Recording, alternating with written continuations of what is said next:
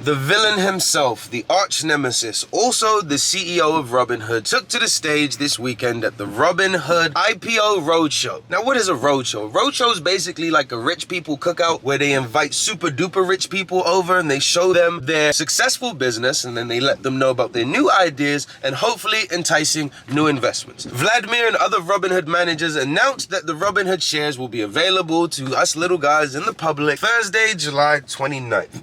Now, you call yourself Robinhood, you used to flex about wanting to democratize the investment world and bring Wall Street to the little guys. And you had the opportunity to steal from the rich and give to the poor, but you chose to side with the rich. And I say all that to say this, they could have redeemed themselves right about now. They haven't lost a substantial amount of users. I know a handful of people that went over to other brokerages, but I'm still there. I know a lot of other people who are there. It just made me level up my game. But they had a chance to redeem themselves at their little cookout roadshow. All they had to do was reserve a little bit more than normal percentage of shares for the public. They reserved 35% of their shares. Now that's normal, ain't nothing too crazy about that. It isn't substantial, it isn't too little, it's basic as hell. Robinhood generates 60% of its revenue from options trading anyway, so it isn't like there's gonna be too many long-term investors from the public grabbing and holding onto Robinhood IPO. We'll be in and out just like we usually are. But I personally feel like if they reserve a ridiculous amount of shares, let it be 50% for the public, they would have kind of redeemed themselves and restored some trust back into the category of customers that they so abruptly fucked over a few months ago. What happened to new norms and liberations? It only sounds good when you put in a commercial, but it doesn't feel too good when you actually put it into action.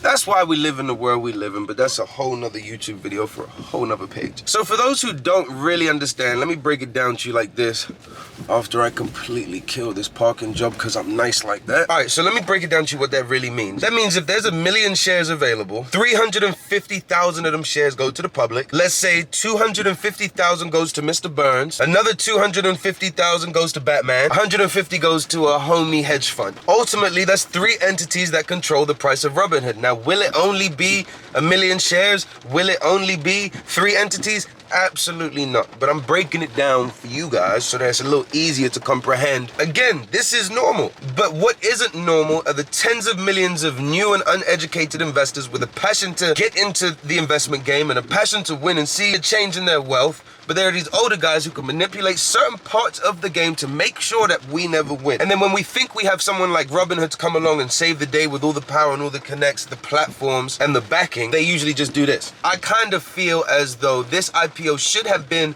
their opportunity to capitalize on restoring the trust in a nigga like me, because I don't trust you niggas. Vlad. And no, it ain't getting me off Robinhood, but at least it's making me up my game like a motherfucker. But it's cool. Things to look out for in this new IPO. One of the features that I cannot wait for is when they introduce the Robinhood crypto wallet. That way we can finally own our crypto instead of just holding the equity of the representation of the crypto owned by Robinhood. What the hell does that mean? I have a Robinhood account and I own my crypto. I got some Ethereum in there, I got some Doge in there, and I got some Bitcoin in there. You don't own any of it. Robinhood owns the Doge. Robinhood owns the Bitcoin. You are putting your money into the app to hold a representation. So when you sell it, depending on the time, that representation will either be a greater value or a lesser value. If you still don't get it, that just means you don't actually understand crypto. All right, let's fast forward 20 years, Robinhood, or let me rephrase that. Let's fast forward just a simple 5 years, and let's assume that Robinhood doesn't implement the wallet feature. You go into Walmart, you have 50,000 Doge in your phone, and they accept Dogecoin in Walmart. How are you going to pay for that if it isn't in your wallet, it's just in your app? Do some more research on crypto to understand why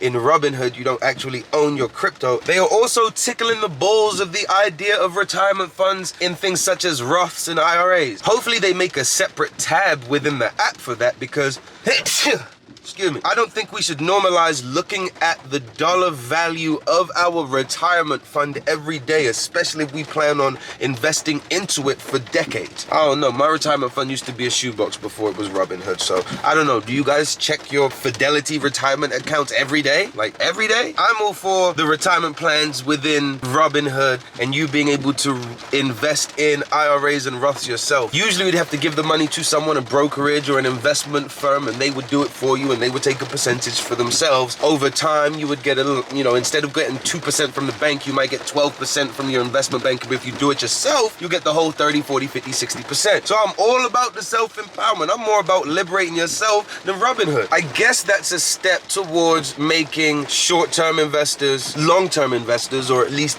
incentivize them to want to. All right, this rain's getting a little too loud. We're gonna take it inside. All right, we can just run it on a whole new day. So like I was saying, I'm here for the whole Roth IRA concept within Robinhood, turning short-term investors into long-term investors. It seems a little contradictory because since day one, Robinhood's been all about turning the investment script kinda to a casino. I don't know, maybe they had a change of heart, but it just seems a little sus for them to now start going against their usual business module. So in a nutshell, still a strong company, still a great concept, still run by some sketchy motherfuckers, and it's still not getting my trust. I'm relaying this information for you. Hopefully you make a decision based on your plan. My plan is to wait until the hype is coming to an end and short that motherfucker so hard, Robinhood ain't gonna see me coming, me and my little 5-band short. All right, trade safe, plan your trade your plan, and I will see you on Thursday at the Robinhood IPO.